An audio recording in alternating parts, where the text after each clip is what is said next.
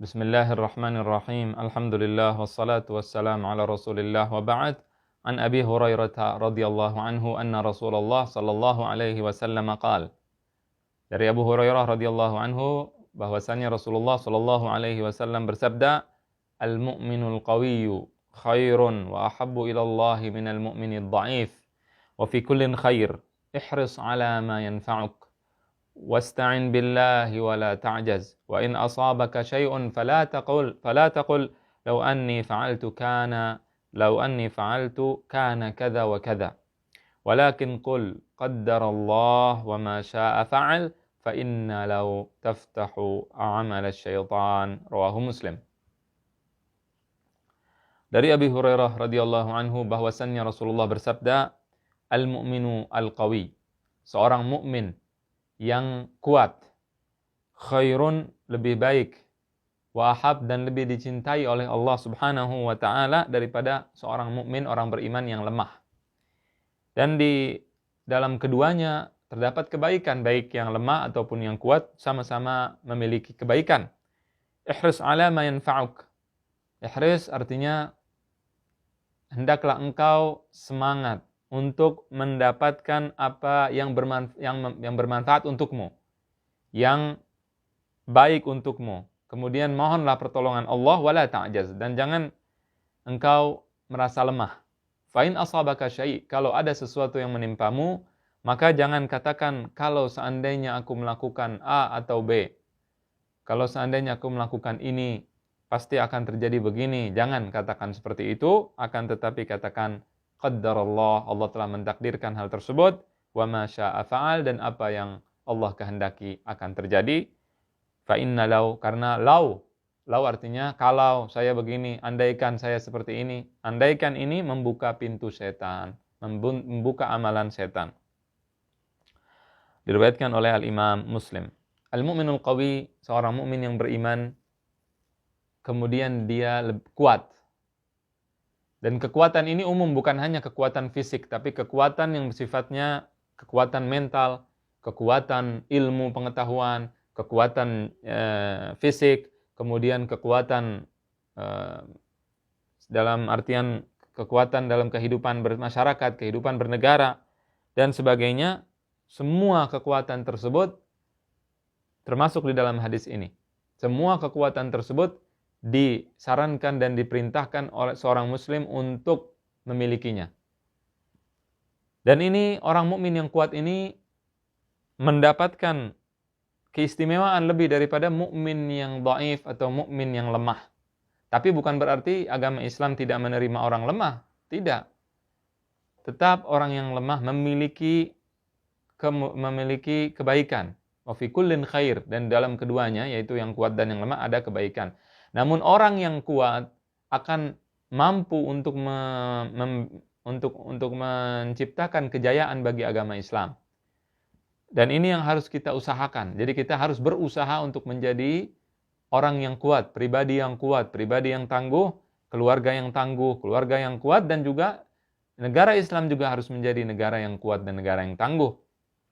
Oleh karena itu Allah berfirman, "Wa'iddu lahum mastata'tum min quwwah wa min ribatil khayl turhibuna bihi aduwallahi wa aduwakum wa a'iddu lahum mastata'tum min quwwah." Dan persiapkanlah yang kalian mampu dari kekuatan apapun yang kalian mampu, siapkan agar kalian menakuti musuh-musuh Allah dengan kekuatan tersebut.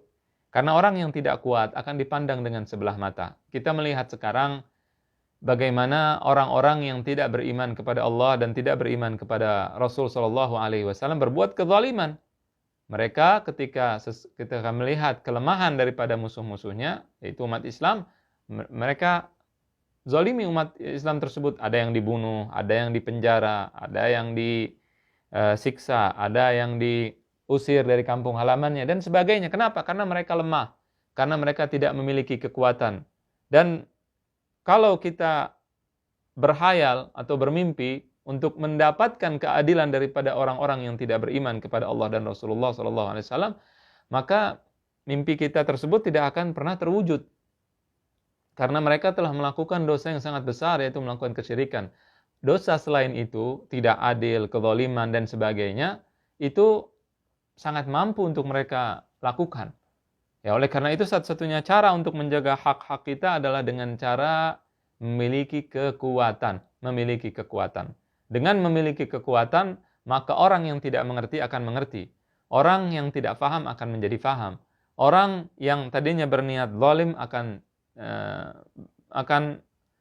berpikir dua kali ketika akan melakukan kezalimannya. Kemudian Rasulullah mengatakan, al-mu'minul qawi khairun wa ahabbu ilallah minal mu'min ad-dha'if. Lebih Allah cintai daripada mukmin yang lemah. Kemudian wa fi kullin khair ihris ala ma yanfa'uk. Apa yang harus kita lakukan? Lakukan yang bisa atau yang kira-kira memberi manfaat bagi kita. Semua yang kita lihat memberi manfaat untuk kita, ketika kita ingin membeli makanan yang kira-kira bagus, kita lakukan, kita makan makanan tersebut. Ketika kita ingin melanjutkan sekolah kita, kita lanjutkan sekolah kita. Ketika kita ingin melakukan sesuatu yang bermanfaat untuk kita, kita lakukan, berusaha, tawakal kepada Allah, lakukan hal tersebut. Wasta'in billah, dan minta pertolongan kepada Allah Subhanahu wa taala. Kita lakukan dengan penuh kekuatan, dengan penuh kesabaran, dengan penuh semangat kita lakukan hal tersebut. Wala ta'jaz, dan jangan kita merasa lemah. Jangan kita merasa tidak mampu, ini tidak mampu, itu tidak mampu. Lakukan terlebih dahulu, mohon pertolongan Allah terlebih dahulu, optimalkan kemampuan kita terlebih dahulu. Setelah itu, kalau tidak terjadi yang kita inginkan atau kita ditimpa oleh satu musibah, maka kita katakan qaddarallah wa ma syaa fa'al. Semua takdir Allah, wa ma syaa fa'al, dan apa yang Allah kehendaki akan terjadi. Jangan kita katakan seandainya aku dulu begini, seandainya dulu aku begitu, karena kalau mengatakan kalau dan kalau, maka kalau tersebut akan membuka pintu setan atau perbuatan setan, yaitu was-was, dan juga akan menjadi kehancuran dan kerugian bagi orang tersebut. Nah, oleh karena itu, maka ketika kita ingin melakukan sesuatu, kita lakukan dengan penuh kesemangatan, dengan penuh kekuatan kita lakukan, kemudian kita tawakal kepada Allah, kemudian setelah itu serahkan hasilnya kepada Allah Ta'ala. Dan ini adalah sikap seorang muslim yang beriman kepada takdir baik dan takdir buruk. Takdir baik dan takdir buruk ini kalau dipahami dengan baik, kemudian dipraktekkan dengan baik, akan menciptakan kekuatan yang luar biasa pada diri seseorang. Karena jika dia tertimpa musibah, dia akan mengatakan semua sudah takdir dari Allah Subhanahu wa Ta'ala, namun dia berusaha sebelum tertimpa oleh musibah tersebut, maka dia berusaha sebaik mungkin dan sekuat mungkin agar dia terhindar dari musibah tersebut. Allahu a'lam. Dengan cara seperti itu, maka dia di sini menjaga dirinya mencegah dirinya daripada penyakit yang menimpa orang-orang yang banyak terkena penyakit atau cemas, kemudian penyakit ya'as atau yang disebut dengan putus harapan, sehingga sebagian dari mereka ada yang bunuh diri, sebagian dari mereka ada yang frustasi, kemudian makan narkoba, kemudian minum minuman keras dan sebagainya. Karena apa? Karena yang terjadi tidak sesuai dengan harapan mereka. Maka seorang muslim tidak seperti itu. Seorang muslim menyerahkan urusannya kepada Allah Tabaraka wa Ta'ala, dan juga bukan berarti ketika menyerahkan semua urusan pada Allah dia kemudian menjadi lemah, dia kemudian malas-malasan, tidak mau beramal. Tidak, dia beramal terlebih dahulu, setelah dia beramal baru dia menyerahkan semua kepada Allah Ta'ala. Dengan demikian dia menjadi seorang mukmin yang kuat, sebagaimana yang dianjurkan di dalam hadis ini. Dan Rasulullah dan para sahabatnya adalah orang-orang yang kuat. Kalau kita mengetahui siapa Rasulullah SAW, kita ketahui bahwa beliau adalah orang yang sangat kuat. Ketika kita mengetahui Ali bin Abi Thalib, seorang yang sangat-sangat kuat. Beliau pernah membunuh seorang namanya Amr ibn al-Wud dalam peperangan. Amr ibn al-Wud adalah seorang yang sangat ditakuti karena kekuatan badannya. Namun Ali bin Abi Thalib lebih kuat daripada Amr ibn al-Wud. Bayangkan ketika Ali datang untuk berperang melawan Amr mengatakan, tokoh musyrik yang kuat tadi mengatakan kepada Ali, siapa engkau? Engkau masih anak-anak, pulanglah kepada orang tuamu. Aku tidak ingin membunuh anak kecil. Kemudian Ali bin Abi Thalib mengatakan dengan penuh kekuatan, tapi aku ingin membunuhmu. Di dalam medan pertempuran tentunya. Kemudian karena itu Amr bin Wud pun marah, ya. maka Amr bin al-Wud berperang dengan Ali bin Abi Thalib, dan Ali bin Abi Thalib menang melawan Amr bin al-Wud. Sebelum Ali bin Abi Thalib melawan Amr bin al-Wud, Rasulullah memerintahkan sahabat yang terkenal kuat untuk melawan Amr bin al-Wud, tapi tidak ada yang berani melawan Amr. Zubair bin Awam dikatakan oleh Rasulullah, "Ya Zubair, kum. Ya fulan, kum." Rasulullah menyuruh mereka untuk bangun melawan Amr. Tidak ada ketika Rasulullah bertanya kepada sahabatnya, "Wahai para sahabat, siapa yang mau melawan Amr?" Semua terdiam. Tidak ada yang bangun. Namun Ali bin Abi Thalib berulang kali meminta kepada Rasulullah agar ia melawan Amr, dan Rasulullah menjelaskan kepada Ali, "Ya Ali, innahu Amr." Wahai Ali, itu adalah Amr.